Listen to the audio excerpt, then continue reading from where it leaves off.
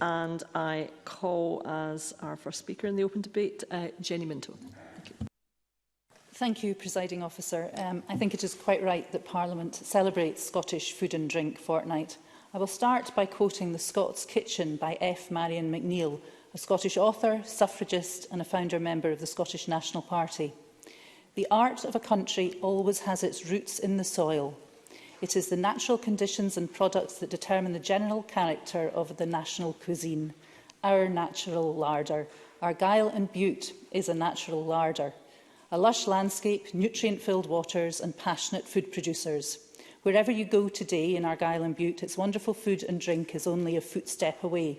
Last week I ate langoustine in Oban, then locally caught sea bream served with vegetables from our own allotment, and I toasted a sadly departed friend, Jenny Compton Bishop, from Jura with local gin. In Argyll and Bute, people know the strength of locally, sustainably produced, raised or caught produce. Shops proudly display shop local, eat local. My local shop in Port Charlotte gives locals and visitors the chance to buy local produce, and this is replicated across the island and Argyll and Bute. The towns that I have visited during recess have new delis and food shops opening, Oban, Loch Gilphead and Campbelltown, and established shops are also expanding their ranges. The Scottish Government's £10 million investment in Scotland Loves Local is helping revitalise our high streets, encouraging people back to them. And throughout the pandemic, the food and drink sectors worked together for the common good to support communities. Argyll Bakeries, for example, employed a chef who prepared ready-made meals, which became key stock items across the constituency. Distilleries provided hand sanitisers. Local hauliers supported volunteers to help distribute food packages. As the First Minister said yesterday, cooperation and working together allow ideas to come to fruition with far better outcomes. In 1784, the French traveller Faujas de Siffond tells of the variety and abundance of Argyll's table. On the island of Mull, he described the breakfast table, elegantly covered with plates of smoked beef, cheese, fresh eggs, salted herrings, butter, milk and cream, currant jelly, conserve of myrtle, tea, coffee, 3 kinds of bread and Jamaica rum. Mr Rennie, no broccoli, sadly. Almost 240... Yes, of course. Finlay Carson. The Deputy President Officer, my stomach starts to rumble, and it's nice to hear of all these things. But will the member acknowledge that some of the sectors you're talking about, so the inshore fisheries, the salmon farming industry and agriculture, have some real fears about the new coalition you formed with the Green Party? Jenni Minto.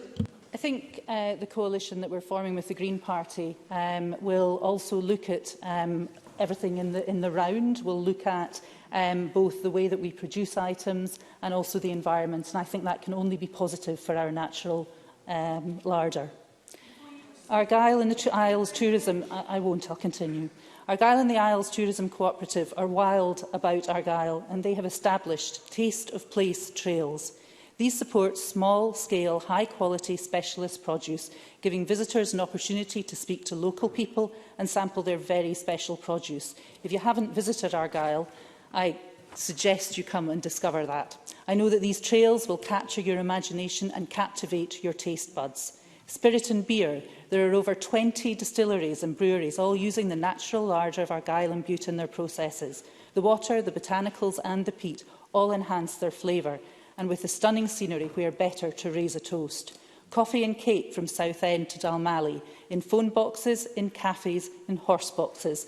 We find a lot of uses for horse boxes in Argyll. And you can find wonderful home baking, washed down with a mug of Tyree Crofter's tea or Argyll roasted coffee.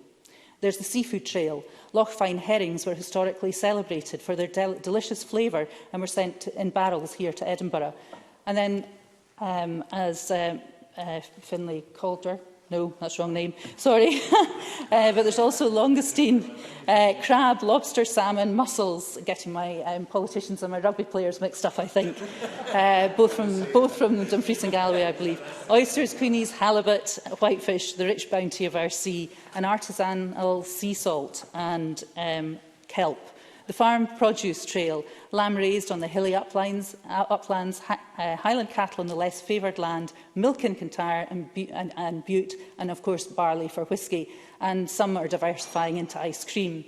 And then we have the new vegan trail. Roth says Isle of Bute Foods is the home of cheese, a manufacturer and world exporter of vegan cheese. As I said in my first speech in this chamber, a permanent solution must be found, and quickly, for the rest, and be thankful. And we also need reliable, versatile ferry fleet. Everyone depends on being able to travel throughout Argyll and Bute safely and easily. And I'm pleased that the Minister and his team are bringing new energy and commitment to solving these, and I thank the Transport Minister for his detailed update in the chamber earlier on the rest, and be thankful. And of course, our food and drink businesses are currently focused on keeping the shelves full as they face huge labour shortages, keeping employees safe as the pandemic continues, as well as getting to grip with the new processes, paperwork and IT systems involved in exporting their products to the EU as a result of the chaos of Brexit. One shellfish operator I spoke to exported 60% of his catch to the EU in 2019. Now he no longer exports there. He has to find new markets. Thankfully, Scottish Development International have done amazing work in this area, but the food and drinks industry needs Scottish Government support to enable them to adapt their produce to meet the requirements of these new buyers. And this morning at the RAIN Committee, we heard evidence from the food and drinks industry and their fears. It is imperative that this is heard and urgent action is taken. So to finish, Presiding Officer, it is said you are what you eat, and this is true of nations as well as individuals. Argyll and Bute's larder, Scotland's larder, are vital to our health, wealth and well-being. Imagine what we can do with these resources in an independent Scotland. Thank you, Ms Minto. I'm feeling decidedly peckish after your tour de force of the produce of Argyll and Bute.